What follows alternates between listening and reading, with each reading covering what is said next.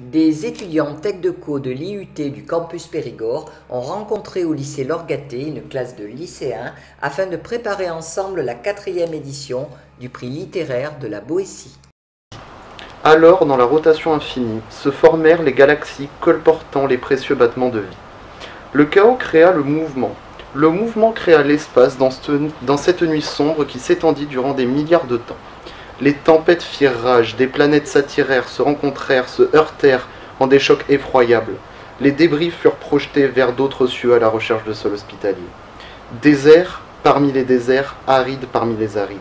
La terre minérale accueillit la roche, d'où tombèrent des gouttes qui se multiplièrent et se multiplièrent et se multiplièrent jusqu'à vêtir la terre d'un océan unique. Du brasier du fond des abysses, des aveugles devins s'affaissèrent, tressèrent des molécules entre elles, inventèrent des milliers de formes ondulantes, visqueuses, spongieuses, vertébrées. Ainsi naquirent et évoluèrent les vies dans les tréfonds des eaux terrestres. Nathan frémit, il ne soupire plus. Un riant de vent, un fil léger, vibre dans l'air chaud et bleu. André respire. Il regarde ses mains. Tes mains de pianiste, dit sa mère. Elle parle beaucoup des mains d'André, de ses poignets, des leçons de piano qu'il faudrait prendre. Il trouve ses poignets trop minces et ses mains trop longues. Il serait presque embarrassé de ses doigts qui n'en finissent pas. Heureusement, ses pieds sont normaux. Hélène dit que c'est comme pour les chiots, qui ont des grosses pattes et un petit corps. Ça s'arrangera avec le temps. Quand il aura terminé sa croissance, l'équilibre sera rétabli entre ses mains trop longues et le reste de son corps. Hélène et Claire, sa cousine préférée, celle du milieu, le disent et il les croit. Il attend, il sait qu'il faut attendre. Les enfants attendent. Il ne veut pas prendre des leçons de piano. Heureusement, on n'a pas ça à Figeac. Il faudrait courir peut-être jusqu'à Cahors pour les leçons. Gabrielle lance des paroles en l'air, et elle n'insiste pas. Et elle repart avec son parfum dur, ses robes de Paris et son piano. Confiture de prune. Quand la tante la laisse cuire longtemps en été dans la bassine de cuivre. Il sent cette confiture à ce moment précis, et pas quand on l'étale sur des tartines au goûter en hiver. Même le père en mange et fait des compliments à la tante, qui ne lui répond rien et le regarde comme si elle le voyait pour la première fois. Amélie sent la rivière, au printemps, la rivière haute des neiges fondues. Paul sent le vent et la lame froide des couteaux qui sont dans la cuisine et qu'ils n'ont pas le droit de toucher. Pour sa mère, il hésite, et ça change tout le temps. La neige quand elle devient bleue le soir, au bord du bois, le café chaud. Elle sent rouge aussi, certaines fois. Pour le père, la soupe de légumes peut-être, mais il ne trouve pas vraiment. Il s'arrête, ça se fige à l'intérieur de lui, et il préfère ne pas insister. Les odeurs sont en jeu, et on ne peut pas jouer avec le père. La pièce s'intéresse à la vaisselle de porcelaine, s'arrête longuement devant la bibliothèque où dominent les œuvres de Goethe et de Schiller, que son instituteur, Karl Weimann, lui avait tant recommandé de lire. Hugo Meis s'approche, saisit un volume, le tend à Sindelar. Il s'agit de l'État des Juifs, écrit par Theodor Herzl, l'inventeur du sionisme. Meis parvient à diminuer de plusieurs octaves sa voix tonitruante et se fait grave.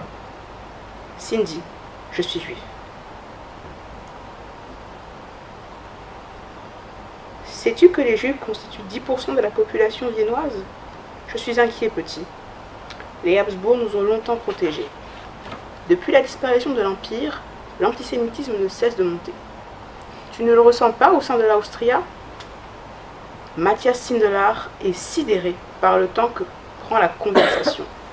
Comme tout le monde, il sait que l'Austria Wien est le club des classes moyennes et de la bourgeoisie juive. Il sait que plusieurs de ses équipiers sont juifs, mais en privilégié du football, il n'avait jamais envisagé la question sous cet angle. En quelques mots, Hugo Meis lui a rappelé la réalité impitoyable de l'époque. Matthias se remémore les discussions dans les soirées enfumées, revoit ses amis juifs, sociodémocrates comme lui. Il sait gré à son entraîneur de ce rappel à l'ordre. Pardon. Après ce triomphe personnel, Matthias Sindelar s'autorise à pénétrer pour la première fois au Café Central, le cœur de l'intelligentsia viennoise. Autour de lui, tout est ordre, musique et chaleur enfumée. Il s'est assis près de la porte principale, près des quotidiens empilés, des journaux de partout, prêts à être parcourus sur leur ingénieuse plaque de bois, face à des gâteaux dont il ne soupçonnait pas l'existence. Ici, Trotsky lui-même a passé des journées sans bouger. Un pianiste joue inlassablement des valses de Strauss, père et fils, de Franz Lehár, dont il ne sait pas qu'il est né en Moravie. La fatigue l'envahit. Une jeune femme prend place, non loin de lui, le regarde, rejoint sa table. Elle est originaire de Moravie et elle est infirmière. Deux qualités réputées et recherchées dans la capitale. Mathias s'essaie à une conversation timide. Pense surtout à ses joues creuses et ses pommettes saillantes. Le temps passe. Elle le trouve un peu triste. Il ose lui répondre. Que savez-vous de la tristesse? Elle est toujours là. Mathias Sindelar vient de comprendre qu'il plaît aux femmes.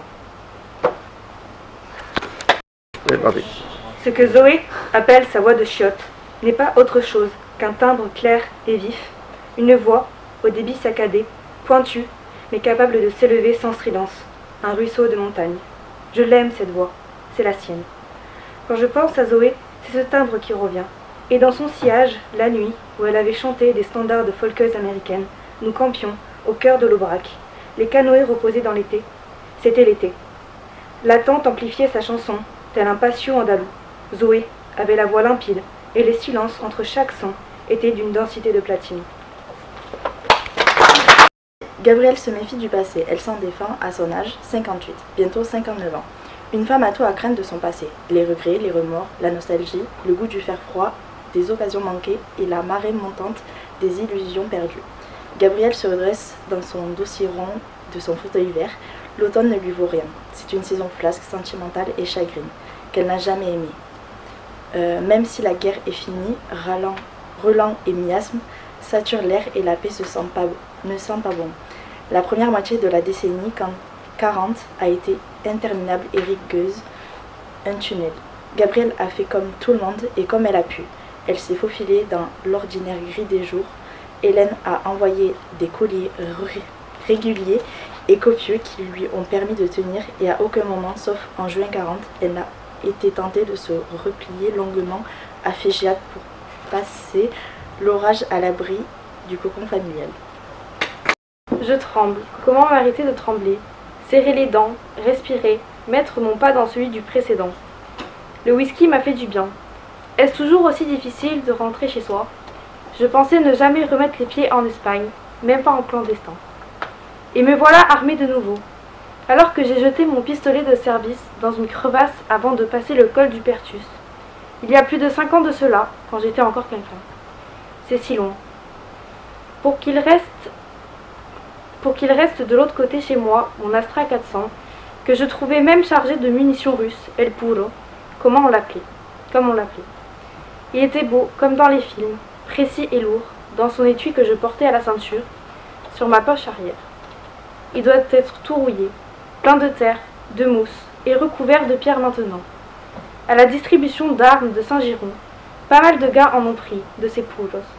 Évidemment, ça leur rappelle des souvenirs.